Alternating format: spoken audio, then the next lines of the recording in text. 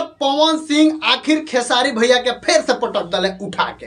ऐसे हम कहता नहीं कि आज वो खेसारी भैया के सुबह गाना रिलीज भइल रहा आ पावर स्टार पवन सिंह के टीजर रिलीज भइल बा आ हमरा बुझाते जे उनका गाना पे इनका टीजरवा भारी बा काहे कि का ठुमका लगैले बड़े पवन भैया। वाह वाह वाह वाह वाह। अगर नइखी देखले रुआ सब तो सारे गामा हम भोजपुरी पर जाके देख सकतनी पावर स्टार पवन सिंह के जौन बाकी टीजर आ गइल बा। पवन सिंह ब्रांड ठीक बा, पवन सिंह के नाम के आगे ब्रांड लगा दो। ऑयली गली ना कि 5,000 के कोनो शूट करे के बाद वीडियो है 5,000 रुपया लगनी या वीडियो लिया के केहूँगा डाल देनी ना, ये पवन सिंह नहीं आते हैं।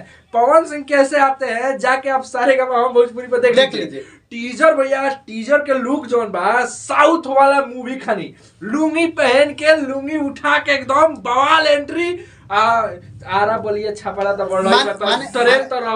माने इमे पहले एगो क्लिप वायरल भइल हुए जाना में सिर्फ ट्रेन के मतलब ई देखाओ अनाउंसमेंट होत रहे नु आज 11 बजल हो तो कितना लोग ई कहे लागल कि पवन सिंह के ट्रेन जोन बा कि खेसारी के वजह से छपरे में रुक गई ठीक बा। लेकिन भैया जब आइल बा टीजर देखला के बाद हमरा लागत है कि खेसारी भैया के डबल रोटी अब खाली सेक के खा ही ले जाई। कैसे हम कहते हैं देखिए कितना लोग कहे कि इकनी के विवाद करा उतरसन तो बतिया क्लियर कर दिल जाए। कुछ चामचा बड़ासन हमरा खेसारी भैया के स्पेशल पाल के रखले बड़न उहे ई कुल बात करत रहसन तो भैया हमनी के जवाब देहल तो देखो सबसे पहले हम बता दी जे पावर स्टार पवन सिंह के 15 सेकंड 45 सेकंड का टीजर बा, उतना टीजर इनका 3 मिनट प्लस गाना पर भारी पड़ता। ऐसे भारी पड़ता जे जौन पावर स्टार पवन सिंह के एंट्री भइल बा उतना खर्चा में तो हमरा खेसारी भैया का मय गाना हो गइल बा।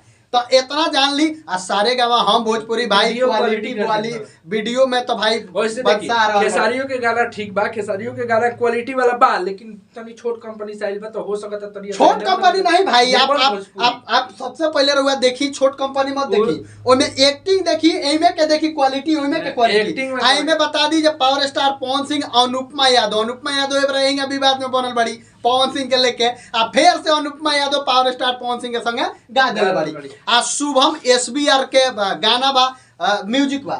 लेकिन एगो यूनिक बात ई बा कि अब ट्रेन वाला गाना बीने बिहारी जी लिख दिल बड़े। हे भगवान, अब तो हमरा बुझात है जे ऊ अब फिर आवे वाला लाइन फिर ये बा कि आरा बलिया के टिकट देबा कि आरा के देबा कि छापारा के देबा, तू हमरा के बता दो। जहां के टिकट देबा तहां के बताओ, ओइ जा हम प्रचार प्रसार करी। पावर एक्सप्रेस निकली है छापरा से सीधे बलिया होते हुए आरा के लिए, माने बलिया गई जरूरी बा। मान के चला बलिया जे हम तबन भाभी बलिया न बाड़ी अभी तकले जबले तलाक नहीं खेबल तबले तो भाई हमनी के भाभीए कह। बाकी देखो टीजर के बारे में हमनी के रिव्यू तो एकदम उम्दा बावे, का बवाल के गाना बना देले बड़न पवन सिंह। पता लोग के का विचार बा कमेंट बॉक्स में जरूर बताइए। गाना फाइनली गाना आई तो जरूर ओहू पर वीडियो बनी, वीडियो के लाइक कर लो, शेयर कर लो, चैनल के सब्सक्राइब जरूर कर लो। मिलता है सब अगला वीडियो में, तब तक खातिर